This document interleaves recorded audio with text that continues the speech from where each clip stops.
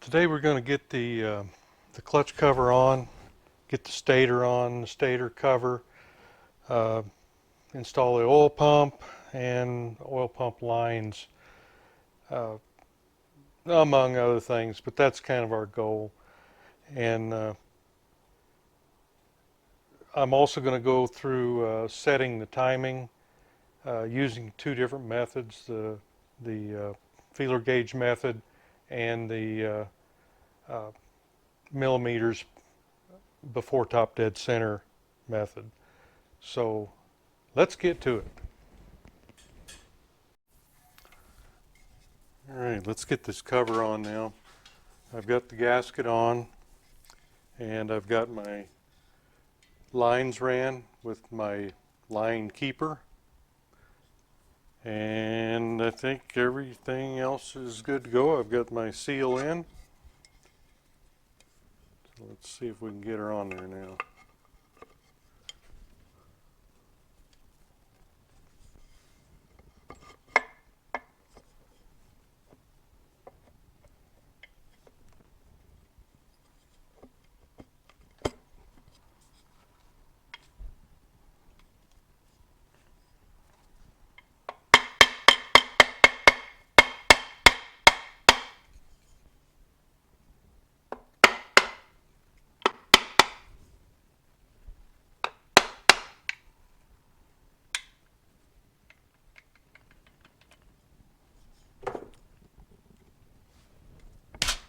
Okay, we're down.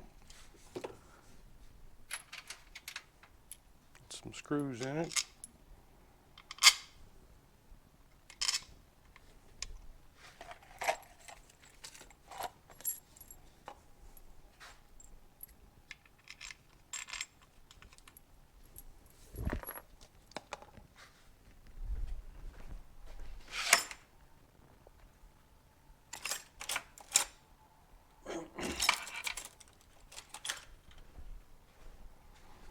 Guess that one's not long enough.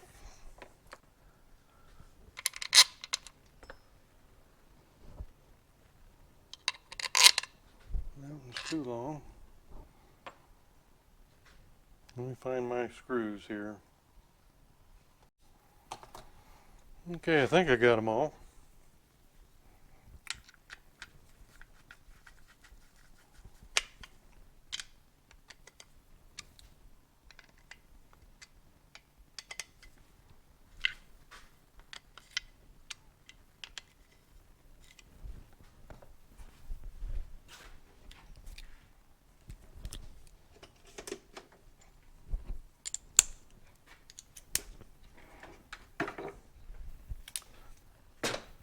I'll just give them all a whack here.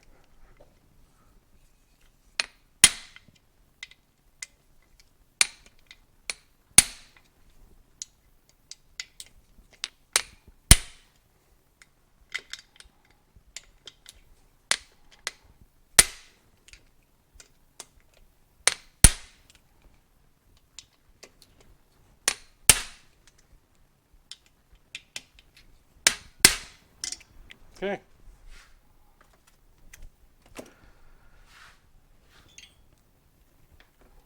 Got a lot of excess line there, but we'll take care of all that. Move you over here.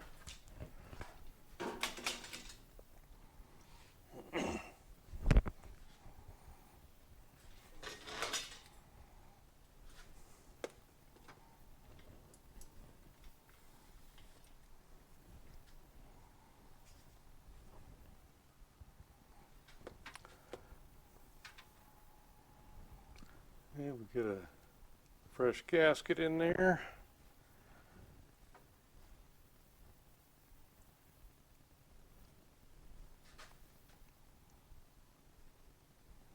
I'm going to have to move you here just a little bit. Just can't get in here.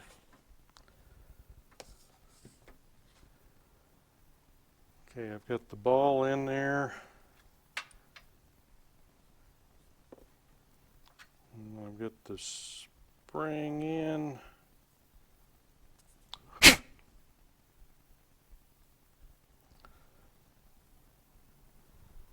And a washer. already got this banjo fitting on.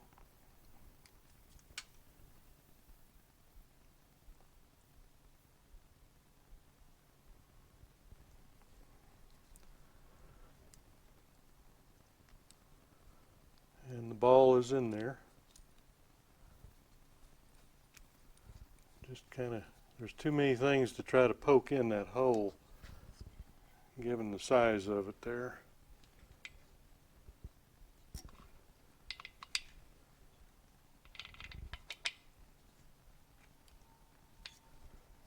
It's one of those things you kind of have to work until you get it right. Okay, I think that looks pretty good. There's a couple screws going here.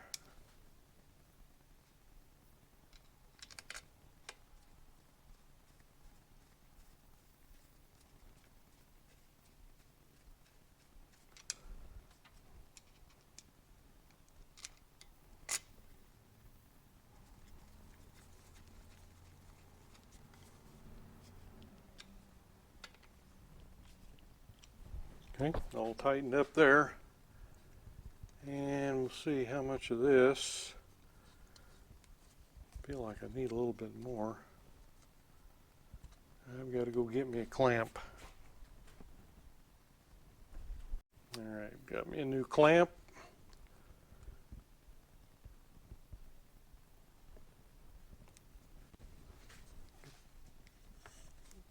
Pretty stiff.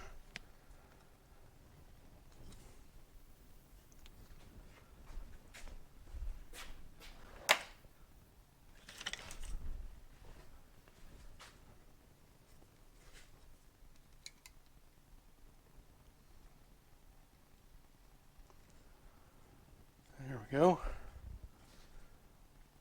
Okay. I like that.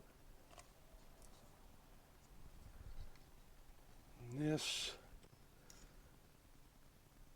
I think that's the way it probably should go.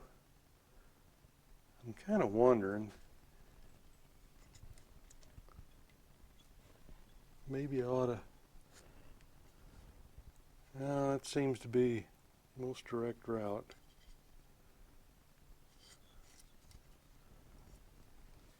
Alright, that's all in.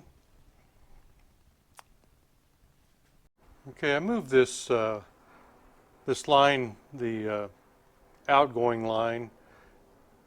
I pulled it over a little bit. It was kind of, it wasn't really kinked, but it just didn't look right. So that seems better. Everything's out of the way now. And just take a little 8mm here and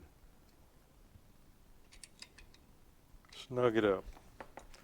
Don't want to overdo it. All right.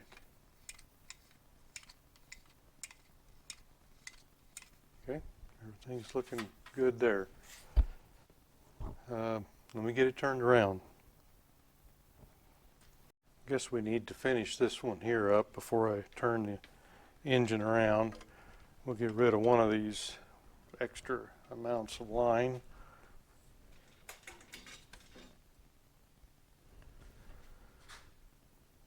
Okay.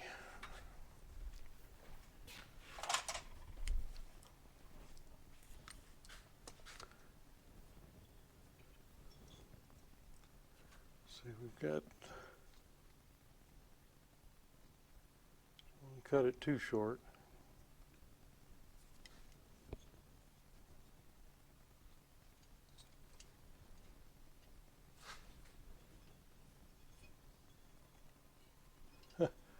Having trouble holding that one and gauging my, I think that's where I'm going to cut it.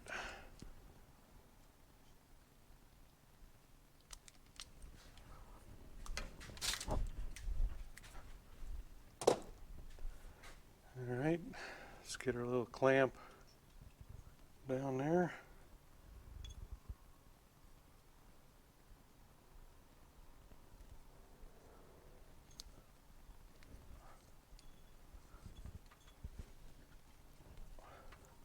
All right, And these things, they just kind of expand as you pull them up. They don't pull right up, but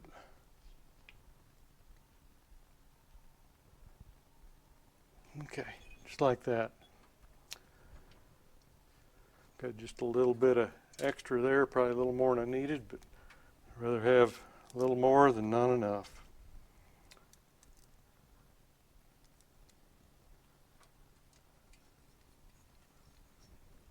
I can actually just pull a little bit of it down here.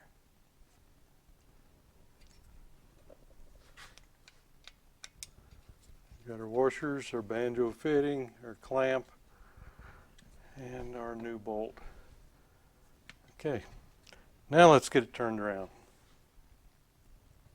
All right, let's get this stator in. I've already got my key in. I'm showing the direction of travel for the crankshaft and the flywheel. That'll be relevant here shortly. And up top, I've got a dial indicator installed for timing via the before top dead center timing standard. First, we got to get our stator in. Hopefully, I can keep up with this. I'm trying to keep you as close as I can, so you can see what's going on. But if I forget to move you up or down, I apologize, but probably not much I can do about it. I'll try to keep up with it though. Okay, there's no big rocket science or anything to this. We're just getting the stator in. There's no timing marks on this.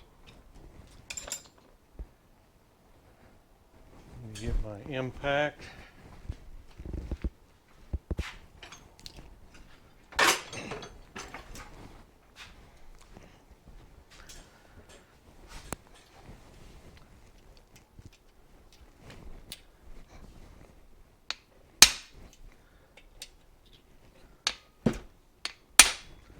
Now I've had some people ask me about getting screws out.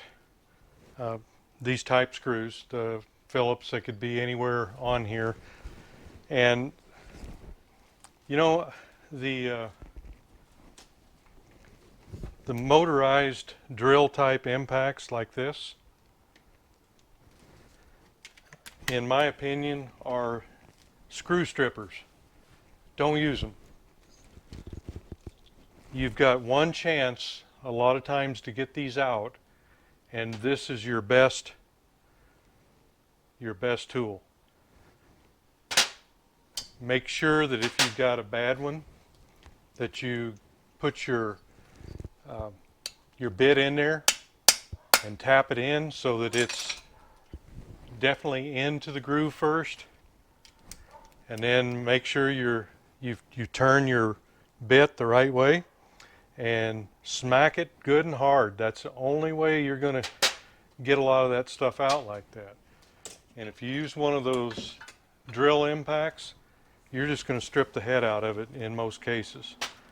Then you're going to need a machine shop to get them out. So just think about that. You got one chance. Do it the right way. Okay, enough about that. Now, I've got something here that I have had for years, and this is actually it's the center out of a flywheel, and it was a rusty one. You can see the pitting on it, so it's no good. It was no good. You would wear your points out pretty quick. Now all I did was put it in the actually what I did first of all was I drilled out all the rivets, and then you just pound those out. You actually I milled them off. You could drill them, whatever you want to do. And then I just turned the diameter down a little bit on this, primarily so you can see better what you're doing.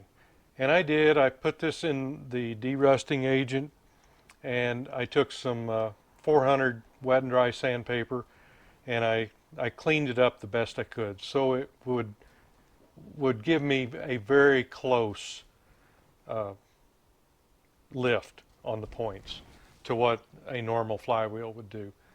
Okay, but this uh, it just makes it easier for you to see, and me too, actually.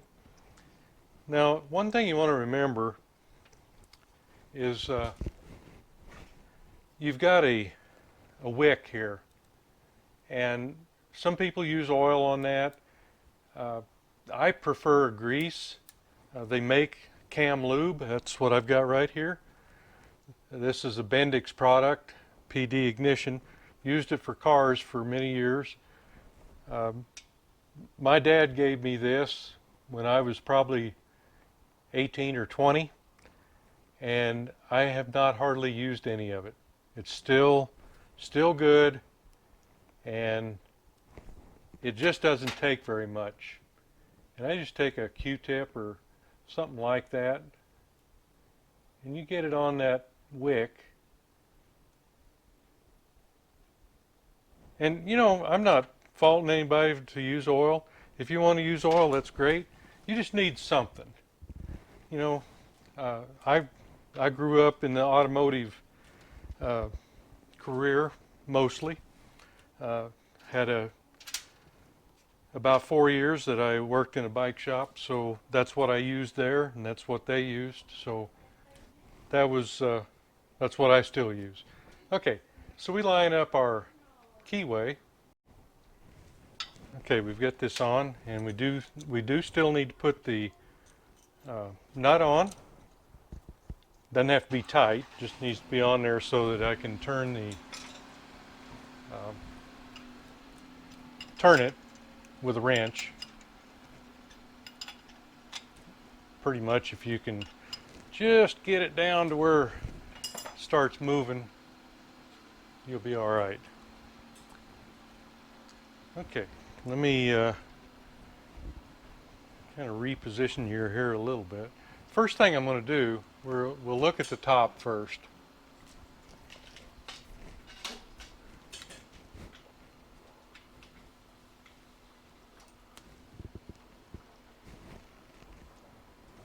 Okay, again, this is the direction of travel for the engine. It's going to go, the crankshaft's going to turn this way. And the first thing we want to do is determine our timing. And the book will give you that. In this instance, it's 2 millimeters before top dead center. So, first thing you want to do is get to top dead center. You can see the secondary hand running up, and this one's going to stop here pretty quick.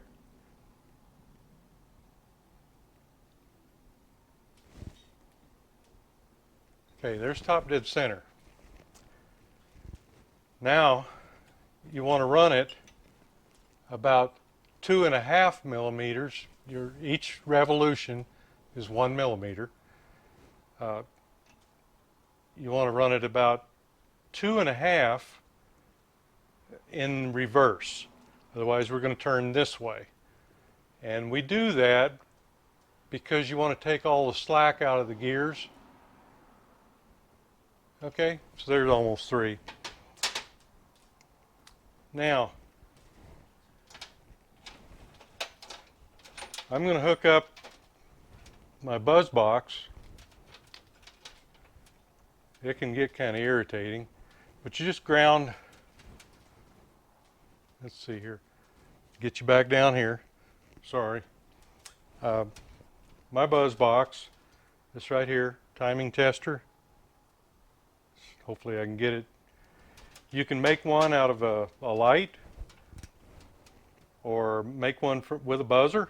This in here is a bought one, but I think what I'm going to do is sometime here in the future, I'm going to make one and video that, so maybe other people can use this method if they desire. Okay, we hook the positive lead to the points, to the wire, and the other one to the ground down here. And this thing is, as soon as those points open, we should be at our 2 mm point up here.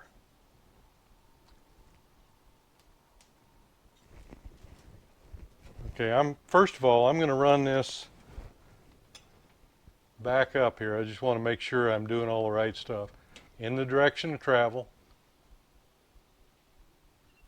Oops, I went too far.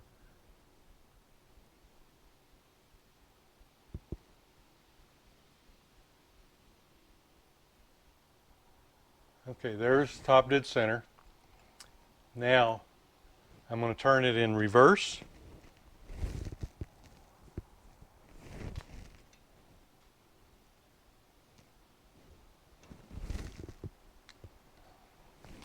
Let's get you up here. I'm going to turn it in reverse. There's 1 mm. And there's 2 mm. I'm going to go on down here to about the half, right there.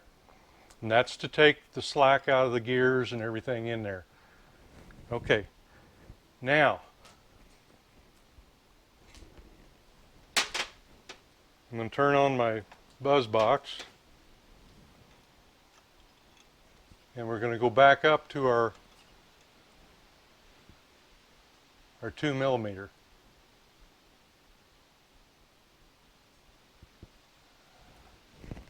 And I bet I think maybe the switch is going the wrong way here.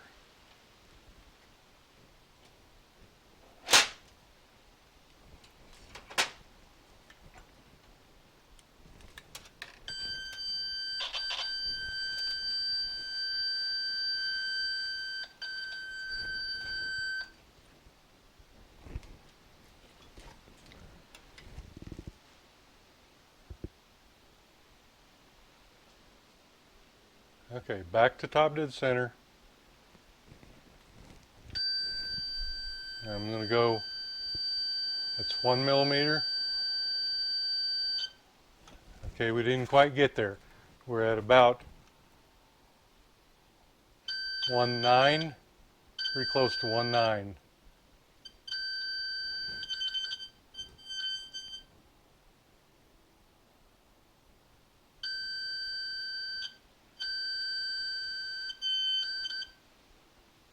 Okay, I'm going to run it up to 2. Now let me get you back down here.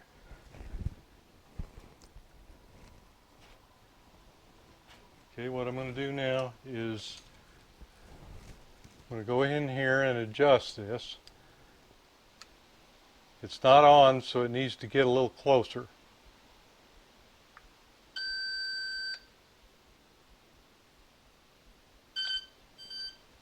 Okay, it's kind of right there. Let me tighten it up and see if it stays.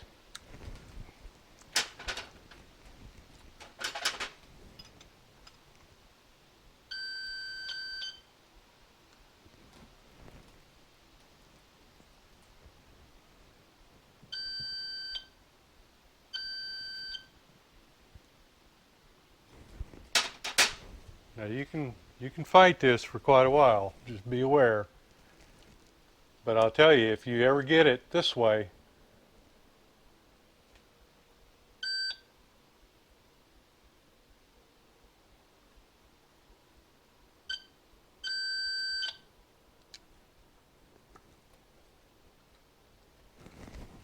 it's dead nuts on.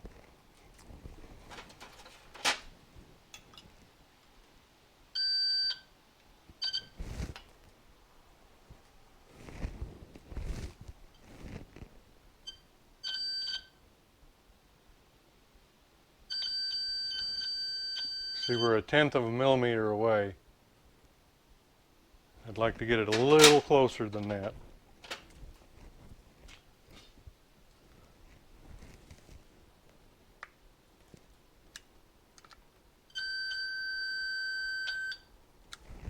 See, did you hear As soon as I tightened the screw, it changed.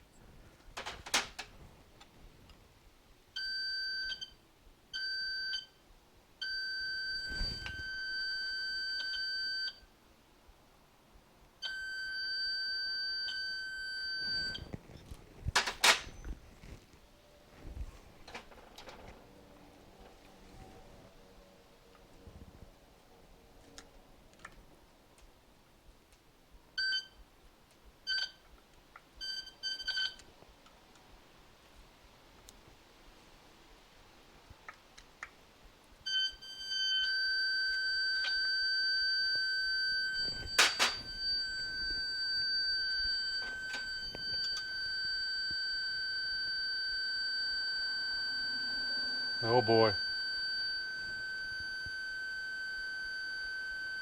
Went way too far.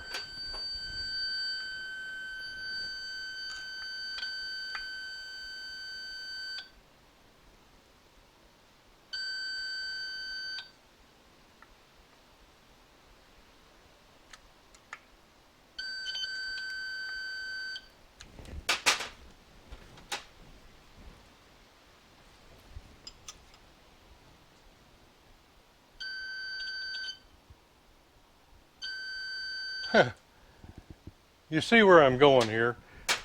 I'm not going to make you go through all this, but we're within 1/10 of a millimeter where we need to be. I'll keep fighting it because I want it right. Now, one thing I want to show you is you really don't need to go through all this. You know, if you've got timing slots right here instead of screws, it's a lot more useful to use this method. But I just want to show you here. If you now open this to the widest place, okay, right there, and then use your feeler gauge, there it is. It's about a 13. Let me see if a 12 will go. It's a good snug 13.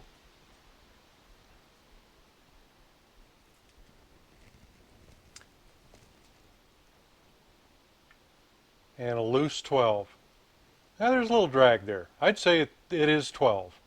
Now, there again's the 12. So, that being said, the spec is 12 to 15 thousandths on your feeler gauge. So I've just proven that just being a 1/10 of a millimeter off on my dynamic timing, that static timing with a 12 feeler gauge, which is the low end, is just almost the same thing. So do you really need to go through all this with the dial indicator and adjusting the points? Now remember, you're going to have to do all this through the little hole in the flywheel unless you make one of these tools. So my answer would be, it's really not necessary. I'm going through this, I think it was Jim out on the East Coast. He caught that I didn't set the timing on the TC-125 Suzuki that I did, and he wanted me to show how I would do it. And this is identical to the same thing. It's just you know, different. The procedure's the same. And I told him I would, so this is where we're at. And really, like I said, there's not a whole lot of difference. 12 to 15, always set your point gap on the lowest one. And that way, when your cam lobe on your, or not the lobe, but the point lobe, as it wears down, then you will maintain that longer. So always set your points, if you're setting them with a feeler gauge, to the lowest one first. So in this case it's 12 to 15, so set them at 12 and you're golden. Okay, so we've got that, and I'm just going to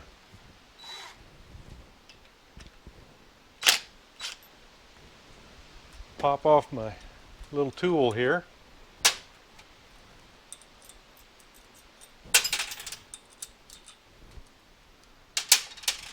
Magnets are pretty cool that way once in a while. Probably going to have to use my there.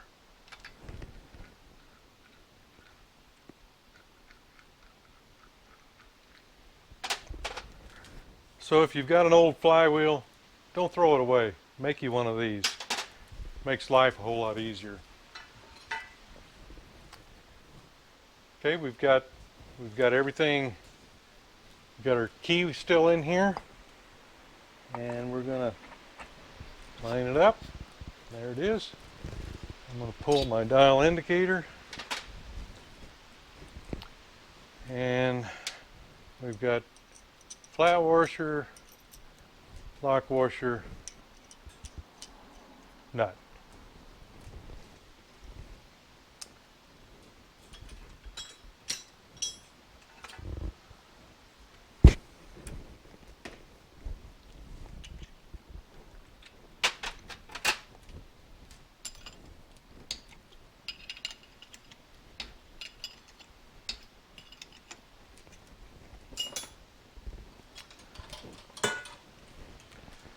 And then always torque these, never use an impact on these.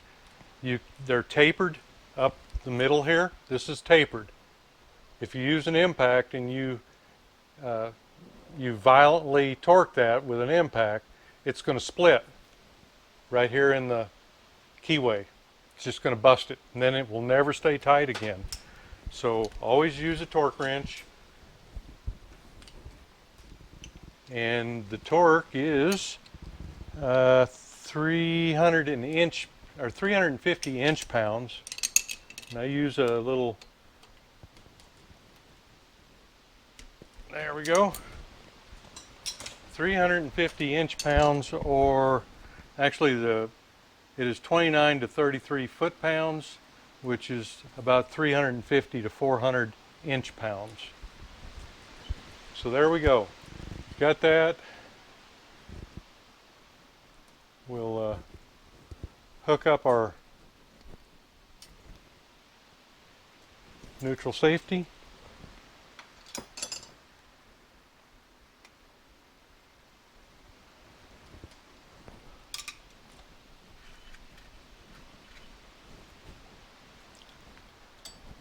And that's kind of the routing right there.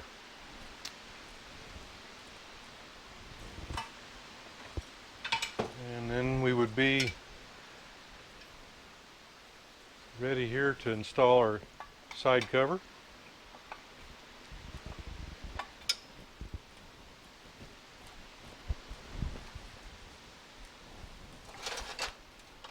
And once those screws go in, then I can put the mag cover on. Let me just throw those in real quick so you can kind of see what it's going to look like.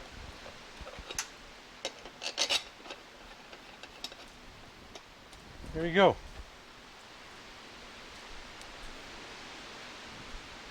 Let's see. Okay, we've covered, we got the clutch cover on, we got the stator on, we got the stator cover on. I'm going to go back and toil over this timing to make sure I get it as close as I can. It doesn't want to stay on there. And let's see, we got the oil pump and the oil lines, and this here will go to the tank. I'll cut that off when I get to that point. So we lubed the felt, and we used the flywheel tool, and we've got the flywheel on and torqued. And our value here was 2 millimeters before top dead center.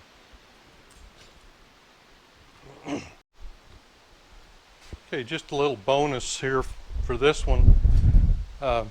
Picked up a new bike here on Monday. Today's Thursday. This is a 1970 350 Bighorn Kawasaki. It's what they refer to as the F5. It's I don't know, about like all of them are that you pick up. It does run. It's got a lot of oil. I was just cleaning out the pipe, heating it up and burning all the oil out. And I've got the tank soaking with rust remover. So that's coming along pretty good. I think it's got a failed liner in it, looks like. So I'll probably be taking the liner out and relining it. Just thought I'd bring that up. It's got a few issues. Got a broken tachometer there and very rusty handlebars. It's just, it's 45 years old, so it needs help just like all these others. And we're going to give it to them. So I guess we're getting close here to putting the CT-1 engine into the frame. I'm going to jump back on the Suzuki, and now that I've got I'll have the engine stand clear, I can put the TS250 engine in there and we can start the tear down there. Another thing I was going to show everybody, I believe, is the seat pan on this F5 Kawasaki is just about no good. You can see, if you look at the bottom side, it doesn't look too bad except for all the Swiss cheese here. But you cannot get these, and just like you cannot get them for almost every bike. Yamaha or KDI is repopping some for the Yamaha Enduros, but that's really the extent that I know of. So what we're going to do, and I'm probably going to do this in the next few days, I'm going to start on building one.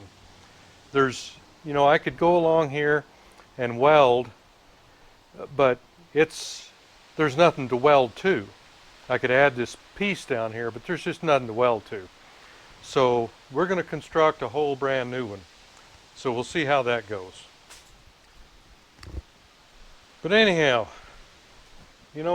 if you like what's going on here, please give me a thumbs up and a subscription. And yeah, that would be appreciated. And hey, thanks for going along for the ride. See you next video.